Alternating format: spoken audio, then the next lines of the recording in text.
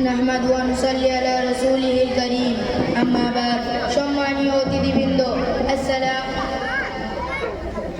আসসালামু আলাইকুম ওয়া রাহমাতুল্লাহি ওয়া বারাকাতুহু। সমস্ত প্রশংসা একমাত্র আল্লাহর জন্য, যিনি মহাবিশ্বের মহানিয়ন্ত্রক, আসমান জমিনে একচ্ছ অধিপতি। তিনি মানব জাতি হেদায়েতের জন্য পাঠিয়েছেন এক মহাগ্রন্থ পবিত্র আল কুরআনুল কারীম। আল্লাহ তাআলা কোরআনকে মানব জাতির পথ প্রদর্শক হিসেবে অবতীর্ণ করেছেন। কোরআনে রয়েছে মানুষের কল্যাণের সব তথ্য। যদি কেউ কোরআনকে আঁকড়ে ধরে তাহলে সে কখনো পথ হারাবে না। তার কাছে সত্য মিথ্যার মধ্যে পার্থক্য হবে দিবালোকের ন্যায় স্পষ্ট। কারণ আল্লাহ তাআলা বলেন, শাহরুর রমাযান আল্লাযী উনজিলা ফীহিল কুরআন হুদাল লিন্নাস ওয়া বাইয়িনাতিন মিনাল হুদা ওয়াল ফুরকান। কোরআনকে নাযিল করা হয়েছে মানুষের পথ নির্দেশ স্বরূপ এবং হেদায়েতের সুস্পষ্ট নির্দেশনাবলী সত্য মিথ্যার পার্থক্যকারী রূপে।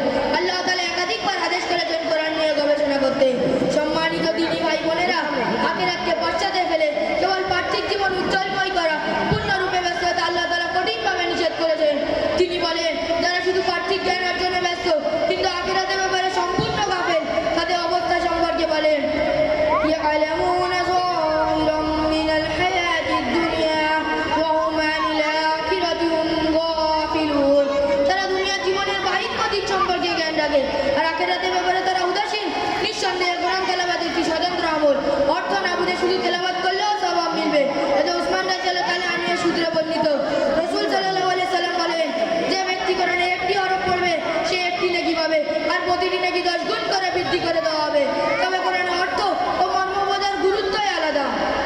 আল্লাহ তাআলা বলেন, আল্লাযীনা আতাইনাহুমুল কিতাবা ইয়াতলুনাহু হাক্কা তিলাওয়াতি উলাইকা ইউমিনুনা বিহি।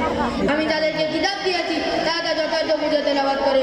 সম্মানিত শ্রোতাগণ, তাফসীরের বিভিন্ন কিতাবে উক্ত আয়াতের ব্যাখ্যায় কোরআন কারীমকে বুঝে তার অর্থ আকাদের করার কথা বলা হয়েছে।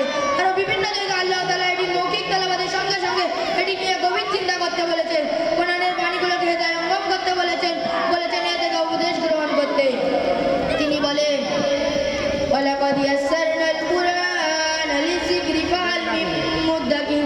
আমি তো কোরআন সহজ করেছি উপদেশ গ্রহণের জন্য, অতএব উপদেশ গ্রহণ করার জন্য আছে কি? অর্থাৎ কোরআনকে বোঝো, বুঝে তেলাওয়াত করো, অনেক সহজ বিষয়। যদি আমরা কোরআনকে বুঝতে না শিখি তাহলে কোরআন আমাদের জন্য বোঝা হয়ে যাবে। সুতরাং এটাকে বুঝতে হলে আমাকে বাংলা ভাষায় কোরআনে অনুবাদ করতে হবে এবং সেটা বোঝার চেষ্টা করতে হবে। সম্মানিত উপস্থিতি, রাসূল সাল্লাল্লাহু আলাইহি সাল্লাম বলেন, আমি তোমাদের মধ্যে এমন এক জিনিস রেখে যাচ্ছি যা আঁকড়ে ধরলে তোমরা পথ হারাবে না। তা হচ্ছে আল্লাহর কিতাব। আমরা কোরআনকে আঁকড়ে তখনই ধরতে পারবো যখন আমরা কোরআনকে বুঝতে শিখবো। কোরআন থেকে কোরআনের উপদেশ গ্রহণকারীকে আল্লাহ তাআলা কোরআনের বিভিন্ন স্থানে বুদ্ধিমান বলে আখ্যায়িত করেছেন। যাদের আল্লাহ বোধ শক্তি দান করেছেন, তিনি তাদের আদেশ দিয়েছেন তারা যেন কোরআন থেকে শিক্ষা নেয়, এই আয়াত গভীরভাবে অনুধাবন করেন। আল্লাহ তাআলা বলেন, এটি বরকতময় কিতাব যা আমি আপনার উপর বরকতময় হিসেবে অবতীর্ণ করেছি, যাতে বুদ্ধিমান এই আয়াত নিয়ে গভীরভাবে অনুধাবন করে এবং এর থেকে উপদেশ গ্রহণ করে।